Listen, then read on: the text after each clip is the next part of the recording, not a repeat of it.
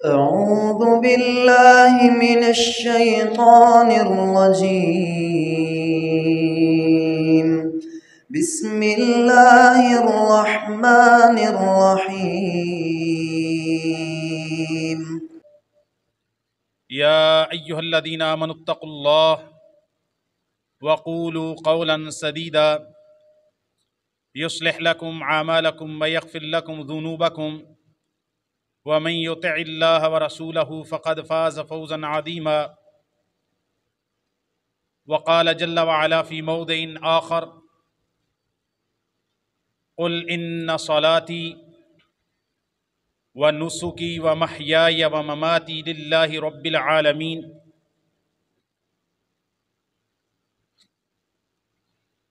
أما بعد فإن خير الحديث كتاب الله وخير الهدي هدي محمد صلى الله عليه وسلم وشر الأمور محدثاتها وكل محدثة بدعة وكل بدعة ضلالة. تمام قسم کی حمد و ثنا، تعریفات، تسبیحات، تمجیدات، بزرگی، بڑائی، پاکی، تقدیس و تحمید اکیلے اللہ رب العالمین کے لیے ہے، جو ہم سب کا خالق، مالک، رازق اور مدبر ہے، اور پھر لاکھوں کروڑوں درود و سلام ہوں اس ہستی اقدس و مقدس پر کہ جن کا نام نامی اسم گرامی محمد الرسول اللہ صلی اللہ علیہ وآلہ وسلم ہے۔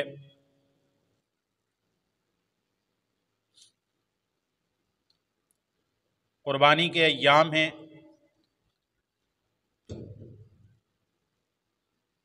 حج کے ایام ہیں، عشرہ ذوالحجہ گزر رہا ہے۔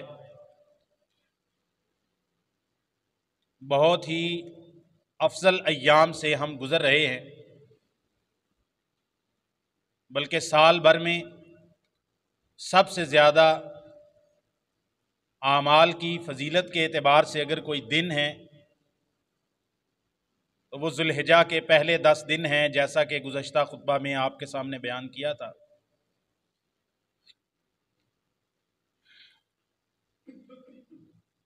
قربانی تو جب سے انسانیت کی ابتدا ہے تبھی سے چلی آ رہی ہے، جیسا کہ قرآن مجید کے اندر اللہ تعالیٰ نے آدم علیہ السلام کے 2 بیٹوں کی قربانی کا ذکر کیا ہے۔ اذ قربا قربانا، جب ان دونوں نے قربانی کی۔ اسی طرح اللہ تعالیٰ نے قرآن مجید کے اندر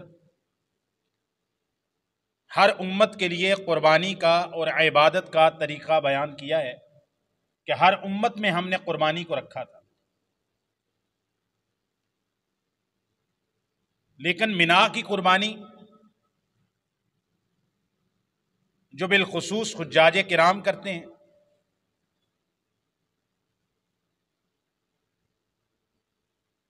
اور عام مسلمانوں کے لیے نبی کریم صلی اللہ علیہ وسلم نے اس کو تمام امت مسلمہ کے لیے، چاہے وہ حاجی ہے یا غیر حاجی ہے، جاری کر دیا۔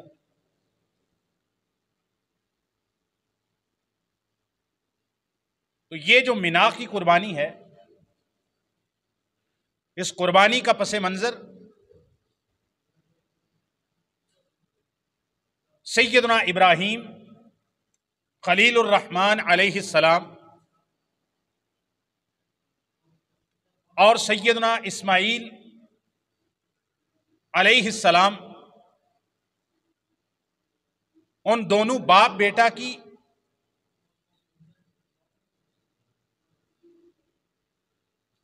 اللہ تعالیٰ کے لیے ایک عظیم قربانی کی ہمیں یاد دلاتا ہے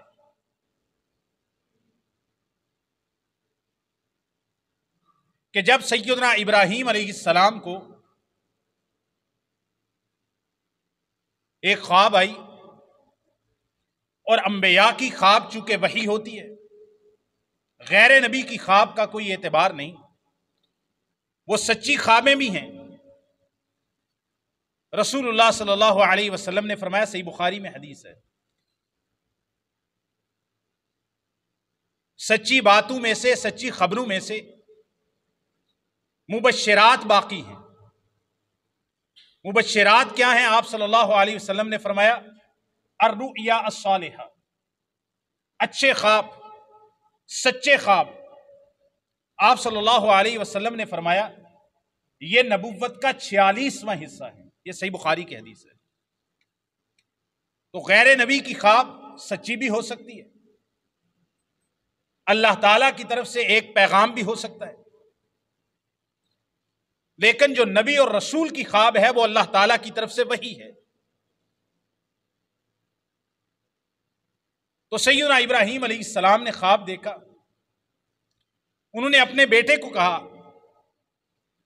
اے میرے پیارے بیٹے، پیارے لخت جگر، انی ارا فی المنام انی اذبحک فانظر ماذا تری، میں خواب میں دیکھتا ہوں اے میرے بیٹے کہ میں تجھے ذبح کر رہا ہوں اپنے ہاتھوں سے، اے میرے بیٹے دیکھ تیرا اس کے بارے میں کیا خیال ہے۔ بیٹا بھی ابراہیم علیہ السلام کا بیٹا ہے،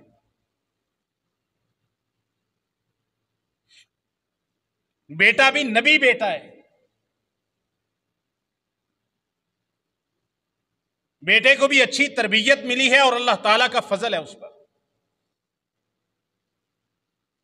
اس نے کہا یا ابت افعل ما تؤمر ستجدنی ان شاء اللہ من الصابرین، اے میرے پیارے ابا جان، جو آپ کو خواب کے اندر اللہ تعالی کی طرف سے ایک اشارہ ملا ہے، افعل ما تؤمر، جو حکم دیا گیا ہے اس کو کر گزریے، مجھے ذبح کر دیجئے، میرے گلے پہ چھری چلا دیجئے، ستجدنی ان شاء اللہ من الصابرین، آپ اللہ تعالیٰ کی توفیق سے مجھے صبر کرنے والوں میں سے پائیں گے، میں بے صبری نہیں کروں گا اللہ کے حکم کے سامنے۔ علامہ اقبال نے اس موقع پر کہا ہے یہ فیضان نظر تھا یا مکتب کی کرامت تھی، یہ فیضان نظر تھا یا مکتب کی کرامت تھی، سکھائے کس نے اسماعیل کو آداب فرزندی، بیٹا کیسا ہونا چاہیے۔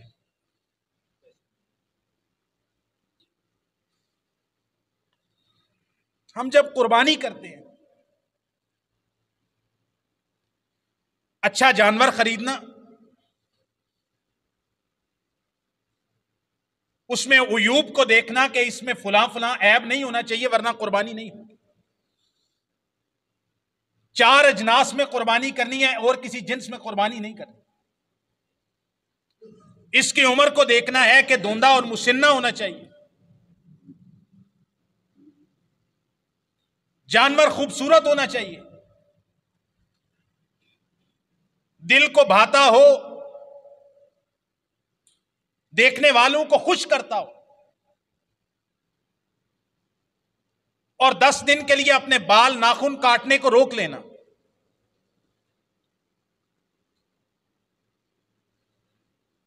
عید کی نماز پڑھ کے نکلے، بہت کم لوگ ہیں جو اپنے ہاتھ سے ذبح کرتے ہیں، ورنہ سنت تو اپنے ہاتھ سے ذبح کرنا، عورت بھی اپنے ہاتھ سے جانور کو ذبح کرے۔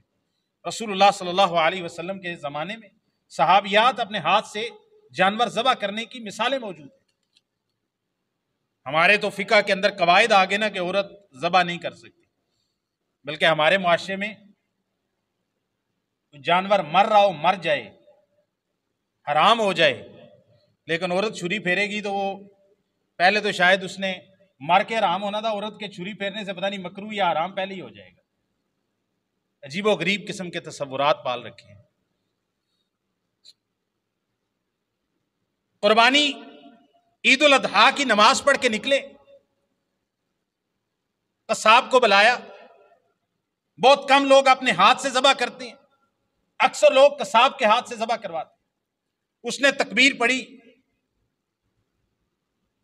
جانور ذبح کر دیا، اس کا خون زمین پر بہہ گیا، اس کا چمڑا اتار کے بیچ دیا، قصاب کو دے دیا، تحفہ دے دیا، ہدیہ کر دیا، صدقہ کر دیا، اللہ کے راستے میں دے دیا۔ اس کا گوشت بنا کے خود کھا لیا، فقراء کو دے دیا، مساکین کو دے دیا، اعزاء و اقارب کو، پڑوسیوں کو دے دیا، کچھ اپنے پاس محفوظ رکھ لیا. ہم اسی کا نام صرف قربانی سمجھتے ہیں. ہم نے قربانی اسی چیز کو سمجھا ہے. جبکہ ابراہیم علیہ السلام نے جو منا پر اسماعیل علیہ السلام کو لے کے گئے تھے اور قربانی کرنے کے لیے یہ نہیں کہ صرف دکھلاوا کیا تھا کہ باپ بیٹا تیار، بلکہ وہ گھر سے نکل پڑے، ہاتھ میں چھری لے لی، دونوں باپ بیٹا اپنے گھر کو چھوڑ کر دور منا کی طرف چلے گئے، جہاں آج حجاج قربانیاں کرتے ہیں، جمرات کو کنکریاں بار. قرآن مجید اس کا بیان یوں کرتا ہے، فلما اسلما وتلہ للجبین، جب وہ دونوں باپ بیٹا مطیع اور فرما بردار ہو گئے، باپ بھی اور بیٹا بھی، اسلما جس سے مسلم لفظ نکلا ہے، فلما اسلما، جب وہ دونوں باپ بیٹا اللہ کی بات ماننے کے لیے تیار ہو گئے، انہوں نے اپنا آپ، باپ نے بھی بیٹے نے بھی اپنی ساری کائنات رب کو سونپ دی، رب کے سپرد کر دی. اسلما کا یہ معنی ہے.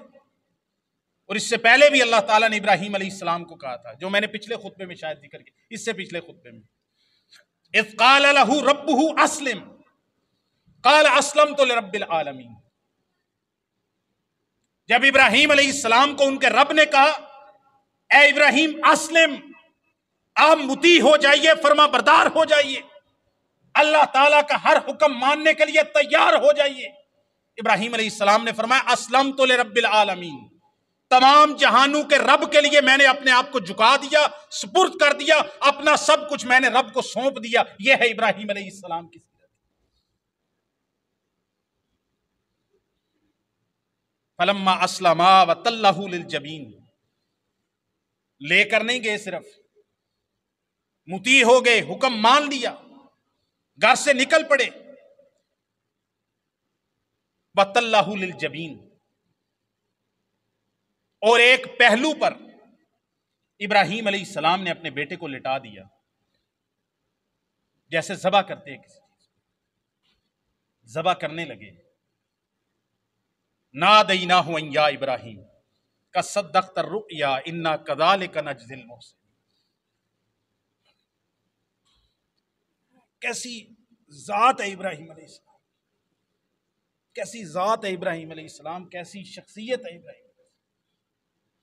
اللہ تعالیٰ نے قرآن مجید میں اسی لیے تو نہیں کہا وَمَن يَرْغَبُ عَن مِلَّةِ إِبْرَاهِيمَ إِلَّا مَن صَفِحَ نَفْسَهُ. ابراہیم علیہ السلام کی ملت، ان کے دین، ان کے طریقے، اس سے بے رغبتی صرف وہ کر سکتا ہے جو شخص بے وقوف ہے، جس کی عقل گم ہو گئی. عقل مند شخص ابراہیم علیہ السلام سے پیچھے نہیں ہٹ سکتا.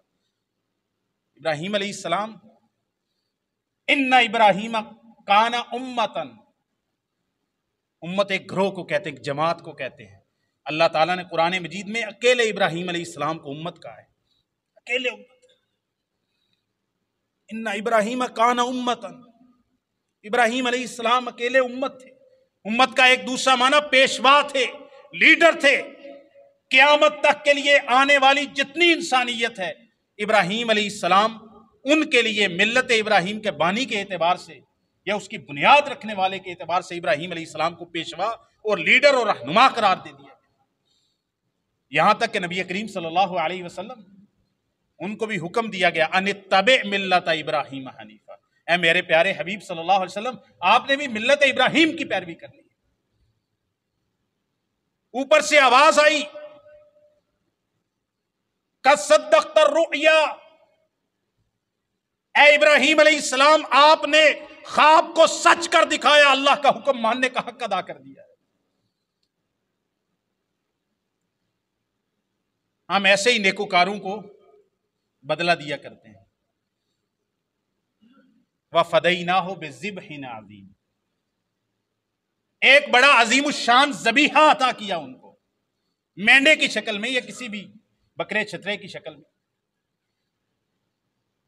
ابراہیم علیہ السلام نے اس کو ذبح کیا، اور یہ قربانی کا سلسلہ جو آدم علیہ السلام سے چل رہا تھا، اس کو یوں کہنا چاہیے کہ قربانی کی انتہا کر دی، قربانی کا کلائمیکس، قربانی کا اینڈ پوائنٹ، قربانی کا عروج، قربانی کو اوج ثریا تک پہنچا دیا سیدنا اسماعیل اور ان کے باپ ابراہیم علیہ السلام نے مل کے، اور اس روایت کو منا سے وہ قربانی چلی۔ آج منا میں حجاج کرتے ہیں، پوری دنیا کے اندر غیر حجاج کرتے ہیں نبی پاک صلی اللہ علیہ وسلم کی سنت اور ابراہیم علیہ السلام کی سنت کو زندہ کرتے ہوئے۔ تو کیا قربانی کا مقصد صرف اور صرف جانور کے گلے پہ چھری چلانا، اس کے عیوب تلاش کرنا، اچھا جانور خریدنا، چند پیسے خرچ کر دینا، لاکھوں روپے بے شک خرچ کر دینا، اور اس کے بعد گوشت کھا لینا اور بانٹ دینا، کیا اسی کا نام صرف قربانی؟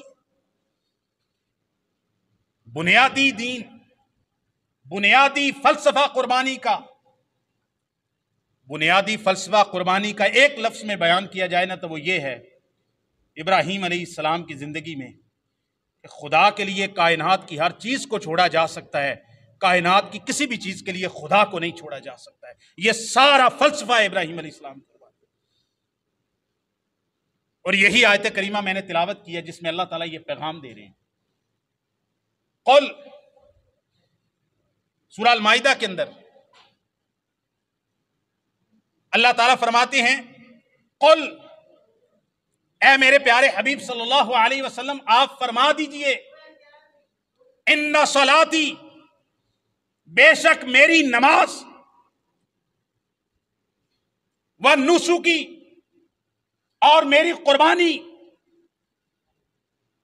و محیای، اور میری ساری زندگی، و مماتی،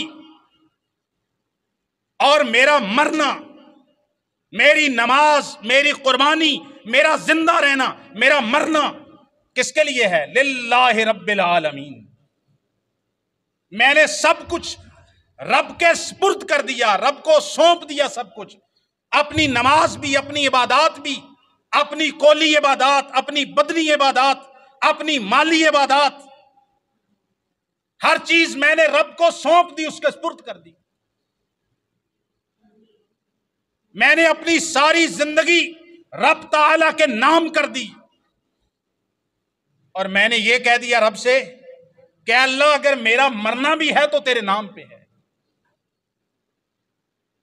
اقبال نے کہا ہے نا، ہم جو جیتے تھے تو جنگوں کی مصیبت کے لیے، ہم جو جیتے تھے تو جنگوں کی مصیبت کے لیے، اور مرتے تھے تو تیرے نام کی حرمت کے لیے۔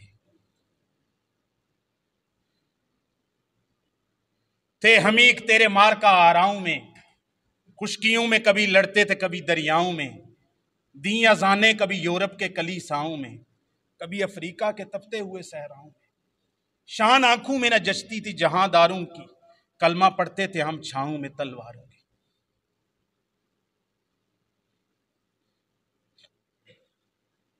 میری نماز، میری قربانی، میرا جینا مرنا سب کچھ رب العالمین کے لیے ہے۔ وَبِذَالِكَ أُمِرْتُ، اسی بات کا مجھے حکم دیا گیا ہے کہ اپنا سب کچھ خدا تعالیٰ کو سپرد کر دو، سونپ دو اللہ تعالیٰ کو۔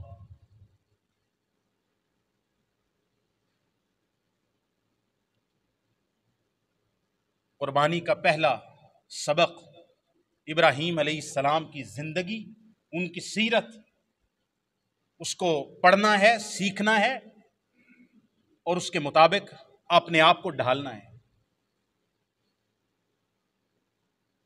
ابراہیم علیہ السلام کو اللہ نے پتہ کتنا بڑا اعزاز عطا فرمایا ہے، کتنا بڑا اعزاز عطا فرمایا ہے۔ یہ اعزاز اللہ تعالیٰ نے تمام انبیاء میں سے صرف 2 شخصیات کو عطا کیا، جد الانبیاء ابراہیم علیہ السلام اور ان کے بیٹے محمد کریم صلی اللہ علیہ وسلم۔ ابراہیم علیہ السلام کی بابت قرآن مجید میں اور نبی کریم صلی اللہ علیہ وسلم کی بابت صحیح بخاری کے اندر موجود ہے۔ جب اللہ تعالیٰ نے ابراہیم علیہ السلام نے سب کچھ خدا کے لیے، رب کے لیے قربان کر دیا، اس کی تفصیل آج میرے خطبے کا مضمون نہیں ہے، سیرت ابراہیم مضمون نہیں ہے، مضمون قربانی کے فلسفے کو آپ کے سامنے رکھنا ہے کہ کس نیت سے، کس اخلاص سے کس ذہن سے، کس فکر سے قربانی کرنی ہے، اپنے اندر کیا تبدیلی پیدا کرنی ہے قربانی کر کے۔ ابراہیم علیہ السلام کو اللہ تعالیٰ نے ان ساری قربانیوں کے بدلے کے اندر ایک اعزاز عطا فرمایا، اتخذ اللہ ابراہیم خلیلا۔ اللہ تعالیٰ نے ابراہیم علیہ السلام کو اپنا سب سے مقرب دوست قرار دیا ہے، سب سے مقرب دوست۔ اور دوسرے جناب محمد کریم صلی اللہ علیہ وسلم، صحیح بخاری کے اندر حدیث ہے، آپ صلی اللہ علیہ وسلم نے فرمایا لو متخذا خلیلا لاتخذت ابا بکر خلیلا ولکن اتخذ اللہ صاحبکم خلیلا۔ اگر میں دنیا والوں میں سے کسی کو مجھے خلیل چننے کا اختیار ہوتا تو میں ابو بکر صدیق رضی اللہ تعالیٰ عنہ کو اپنا خلیل بناتا، لیکن خلیل ایک ہو سکتا ہے اور تمہارے نبی کو، رسول کو اللہ تعالیٰ نے اپنا خلیل بنا دیا۔ یہ فتح الباری کے اندر موجود ہے۔ سیدنا سعد بن ابی وقاص رضی اللہ تعالیٰ عنہ نماز پڑھا رہے تھے، نماز کی امامت کر رہے تھے،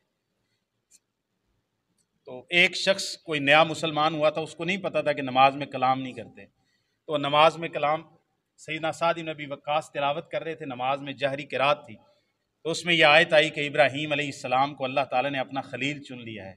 وہ پیچھے ایک بدو نماز پڑھ رہا تھا، اب ان کو تو قرآن سمجھ آتا تھا نا، وہ صرف سبحان اللہ کہنے والے تو نہیں تھے، ان کی تو زبان تھی۔ اس نے کہا اتنا بڑا اعزاز ابراہیم علیہ السلام کے لیے، اللہ نے اپنا خلیل ہی بنا لیا۔ تو اس میں آتا ہے اس بندے نے نماز میں بول کے کہا اذن لقرت عین ام ابراہیم، اذن لقرت عین ام ابراہیم، اتنا بڑا اعزاز ابراہیم علیہ السلام کو مل گیا، ابراہیم کی ماں کی تو آنکھیں ہی ٹھنڈی ہو گئی نا۔ قربانی کا مقصد اور فلسفہ اور بنیاد ابراہیم علیہ السلام اور نبی کریم صلی اللہ علیہ وسلم کی سنت اور سیرت پر چلنا ہے۔ اور اس سیرت کا سب سے پہلا پیغام کیا ہے؟ اسلام کی پہلی بنیاد کیا ہے جس کے لیے ابراہیم علیہ السلام اور ان کے بعد جناب محمد کریم صلی اللہ علیہ وسلم، ابراہیم علیہ السلام میں اور رسول اللہ صلی اللہ علیہ وسلم کے اندر کئی قدریں مشترک پائی جاتی ہیں۔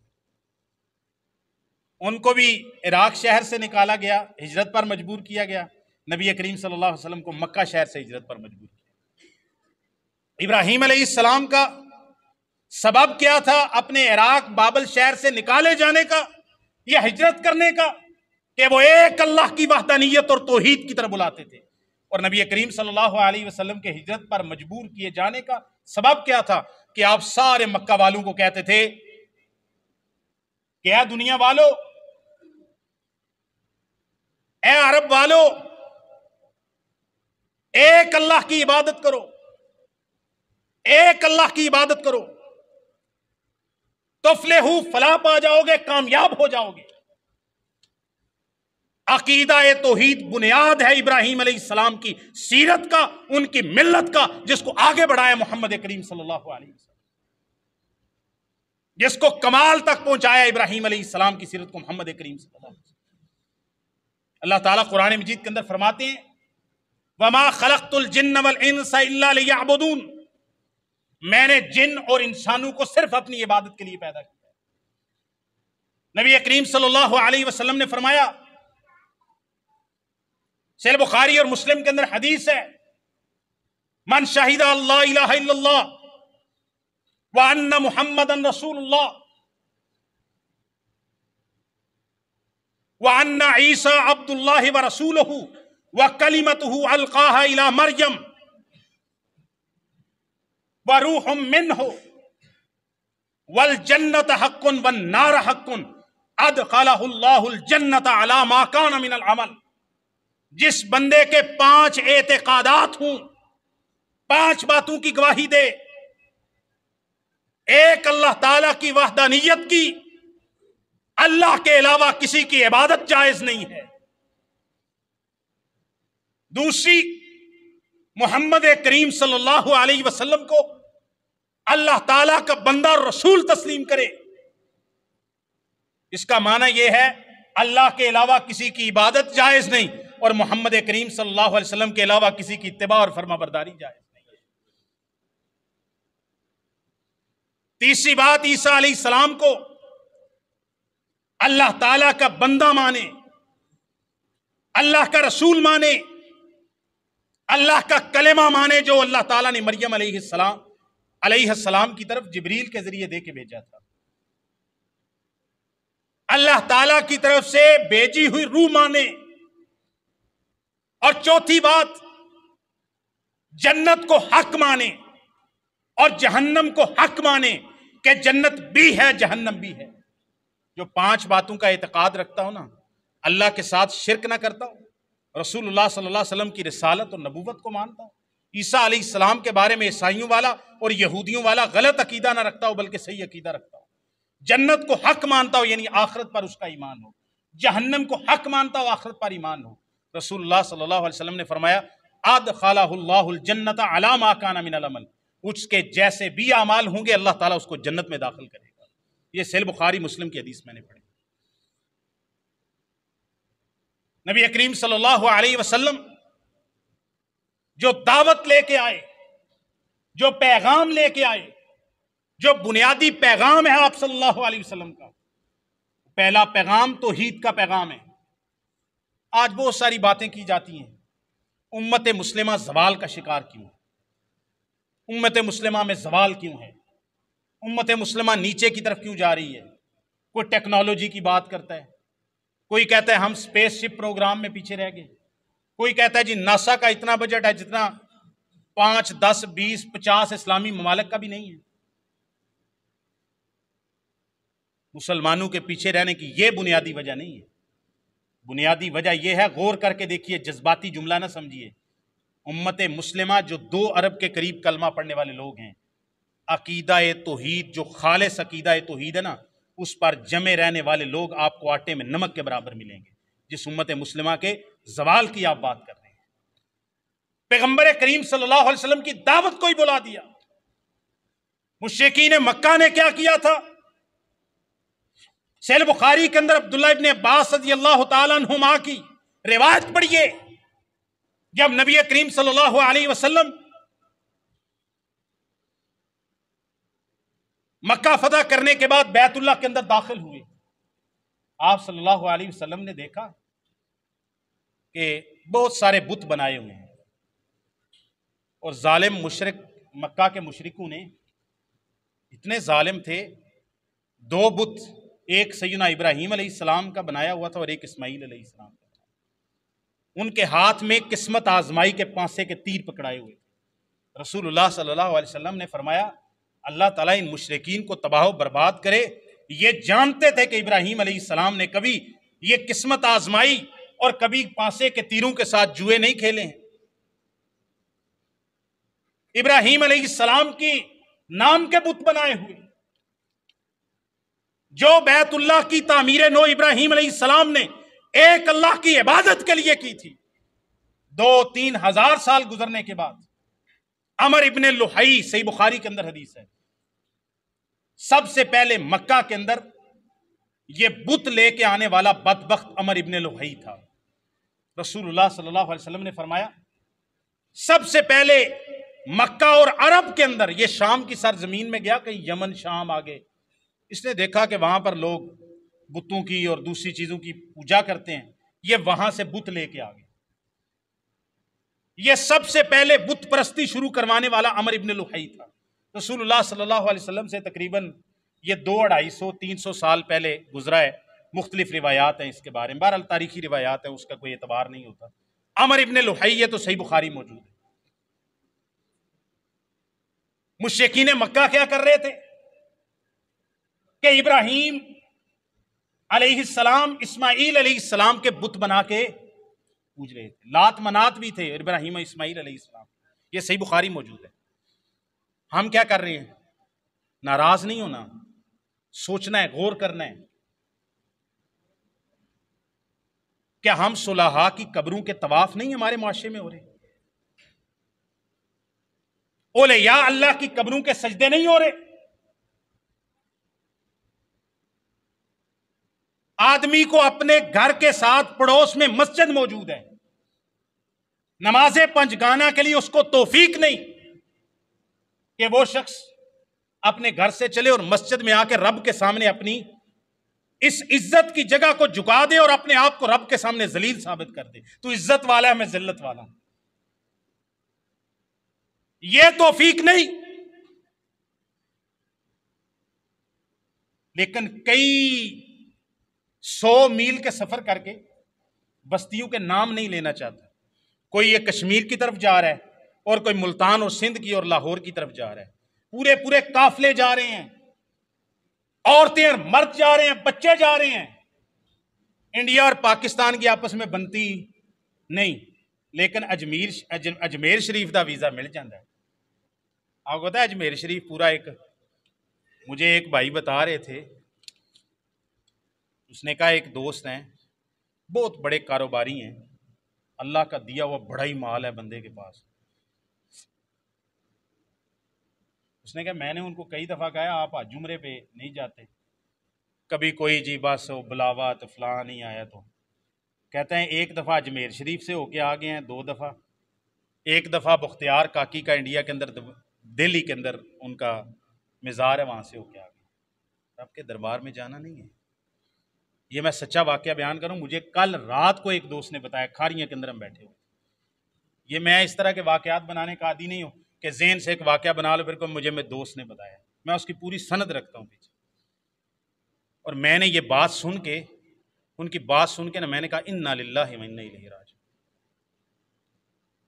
اگر آپ سمجھتے ہیں کہ امت مسلمہ زوال کی طرف جا رہی ہے، نبی کریم صلی اللہ علیہ وسلم کی امت ہو، قرآن مجید کے اندر اللہ تعالیٰ نے فرمایا وَأَنْتُمُ الْعَالَوْنَ إِن كُنْتُمْ مُؤْمِنِينَ، غالب تم ہی آ کر رہو گے اگر تمہارے اندر ایمان موجود ہے. اور اس وقت ایمان کہاں رہ سکتا ہے جب ایک اللہ تعالیٰ کی پرستش کو چھوڑ کر غیر اللہ کو اس کے اندر شریک کر دیا جائے، پھر وہ ایمان نہیں رہتا. ابراہیم علیہ السلام کی بابت سنیے، سورہ ابراہیم کے اندر اللہ تعالیٰ نے ابراہیم علیہ السلام کے بارے میں ارشاد فرمایا. ابراہیم علیہ السلام اللہ سے دعا کر رہے ہیں. کیا کر رہے ہیں؟ دعا کر رہے ہیں وَجْنُبْنِي وَبَنِيَّ أَن نَّعْبُدَ الْأَصْنَامَ، اے اللہ مجھے اور میری اولاد اور میرے بیٹوں کو، اے اللہ بتوں کی، غیر اللہ کی پرستش سے بچا کے رکھنا. کیوں؟ رب انہن اضللن کثیرا من الناس. یہ ابراہیم علیہ السلام کہہ رہے ہیں اے اللہ انہوں نے تیری مخلوق میں سے بہت سارے لوگوں کو گمراہ کر دیا ہے. اے اللہ مجھے ابراہیم کو اور میری اولاد کو اپنے علاوہ کسی کی بھی عبادت سے بچا کے رکھنا، بتوں کی عبادت سے. یہ ابراہیم علیہ السلام دعا کر رہے ہیں اللہ تعالیٰ سے. اس سے مفسرین نے، محدثین نے یہ مسئلہ اخذ کیا ہے کہ شرک سے ہر وقت ڈرتے رہنا چاہیے اور شرک سے بچنے کے لیے دعا کرنی چاہیے. دلیل کیا ہے؟ ابراہیم علیہ السلام جو عقیدہ توحید کے کائنات میں امام ہے، وہ بھی اللہ تعالیٰ سے دعا کرتے ہیں وَجْنُبْنِي وَبَنِيَّ أَن نَّعْبُدَ الْأَصْنَامَ، اللہ مجھے بھی اور میری اولاد کو بھی شرک سے محفوظ رکھیں. کیونکہ ان بتوں نے، ان شرک کی بتوں کی پرستش نے اللہ بہت ساری مخلوق کو، انسانوں کو، جنوں کو گمراہ کر دیا ہے. اللہ تعالیٰ مجھے اس کے اندر شامل نہ کرنا. نبی کریم صلی اللہ علیہ وسلم نے لوگوں کے سامنے یہ بات رکھی. صحیح بخاری اور مسلم کے اندر حدیث ہے امرت ان اقاتل الناس حتى يشهدوا ان لا الہ الا اللہ واقاموا الصلاة وآتوا الزکاة اذا فعلوا ذلك عصموا مني اموالهم ودماءهم الا بحق الاسلام وحسابهم على اللہ. 3 کام آپ نے فرمایا مجھے لوگوں کے ساتھ قتال، جہاد، لڑائی کرنے کا حکم دیا گیا ہے جب تک لوگ 3 کام نہ کر لیں. پہلا کام حتی یشہدوا اللہ الہ الا اللہ، ایک اللہ کی عبادت کی گواہی دے، نماز قائم کریں، زکوٰۃ پوری ادا کریں. جب یہ 3 کام کر لیں گے آپ نے فرمایا میری تلوار سے بھی بچ گئے، مجھ سے اپنا مال بھی بچا لیا، اپنی جان بھی بچا لی ہے. باقی ان کا حساب اللہ تعالیٰ لے گا کہ ان کے نیک صحیح کیا اعمال.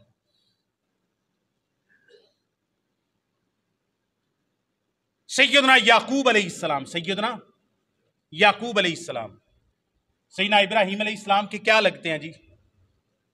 ابراہیم علیہ السلام کے کیا لگتے ہیں؟ پوتے لگتے ہیں. کیا لگتے ہیں؟ پوتے لگتے ہیں. وقت نہیں ہے. ایک بڑی خوبصورت حدیث ہے صحیح بخاری میں، رسول اللہ صلی اللہ علیہ وسلم نے یوسف علیہ السلام کا ذکر ہوا تو آپ نے ان کا نام پتہ کیا پکارا؟ آپ نے فرمایا الکریم ابن الکریم ابن الکریم ابن الکریم، 4 کریم ہیں، یوسف ابن یعقوب ابن اسحاق ابن ابراہیم، الکریم ابن الکریم ابن الکریم ابن الکریم، کریم کا بیٹا ہے، کریم کا پوتا ہے، کرمیم کا پڑپوتا ہے، یوسف بن یعقوب بن اسحاق بن ابراہیم۔ صحیح بخاری کے حدیث۔ یعقوب علیہ السلام کے بارے میں اللہ تعالیٰ نے سورہ البقرہ میں ذکر کیا، ام کنتم شہداء، اسی پہ خطبہ ختم کرتا ہوں، ام کنتم شہداء، اور کیا تم اس وقت حاضر اور موجود تھے، اذ حضر یعقوب الموت، جب یعقوب علیہ السلام کے پاس موت کا وقت آیا۔ یعقوب علیہ السلام نے اپنے بیٹوں کو اپنی موت کے وقت کہا کہ ابراہیم علیہ السلام کے پوتے ہیں، یہ ملت ابراہیم ہے، یہ قربانی ہے، یہ عقیدہ دے کے جاؤ اپنی نسل کو، اپنی امت کو، اپنے بیٹوں کو، اپنی اگلی جنریشن کو، اپنے پوتوں کو، بیٹوں کو، اپنی بیٹیوں کو، نواسیوں کو۔ اذ حضر یعقوب الموت، یعقوب علیہ السلام کے پاس جب اللہ کا پیغام لے کے آیا فرشتہ، اللہ کے پاس چلیے، جنت آپ کا انتظار کر رہی ہے۔ اپنے بیٹے، اپنے پوتے، نسل ساری بیٹھی ہے، ان کے سامنے کہتے ہیں ما تعبدون من بعدی، اللہ کا بلاوا آیا، پیغام آیا، جا رہے ہیں، ما تعبدون من بعدی، اب مجھے یہ بتاؤ میرے بیٹوں، میرے پوتوں، میری اگلی اولاد، میرے بعد تم عبادت کس کی کرو گے؟ یہ ہے فکر۔ انبیاء کی مالی وراثت تو تقسیم ہوتی نہیں، انبیاء کو وراثت کا مسئلہ نہیں ہے کہ اس کو اتنا دے دو، اتنا دے دو، انبیاء کی مالی وراثت ہوتی نہیں، انبیاء کی وراثت علم ہوتی ہے، اور علم کی بنیاد توحید ہے، اور توحیدی وراثت ہے ابراہیم علیہ السلام کی ملت کی۔ ما تعبدون من بعدی، بیٹو بتاؤ جو میں نے تمہیں سکھایا پڑھایا کس کی عبادت کرو گے، میرے بعد کس کی عبادت کرو گے؟ آگے سے ان کے الفاظ قرآن مجید میں نقل کیے ہیں، نعبد الہک، ہم آپ کے الہ کی عبادت کریں گے، وَإِلَٰهَ آبَائِكَ، اور آپ کے آباء و اجداد کے معبود کی پوجا کریں گے۔ وہ کون ہے؟ آپ کے آباء و اجداد میں ابراہیم آتے ہیں، اسماعیل آتے ہیں، اور اسحاق آتے ہیں۔ ایک دادا ہیں، ایک چچا ہیں، اور ایک باپ ہے اسحاق علیہ السلام، اور یہ جو اولاد بیٹھی ہے 2 ان کے دادے ہیں اور ایک ان کا پردادا ابراہیم علیہ السلام۔ یہ نسل میں ٹرانسفر ہو رہا ہے عقیدہ، اور وہ عقیدہ ایسے چلتا ہے کہ ہم اپنی اولاد کے بارے میں ایسا فکر کرتے ہیں۔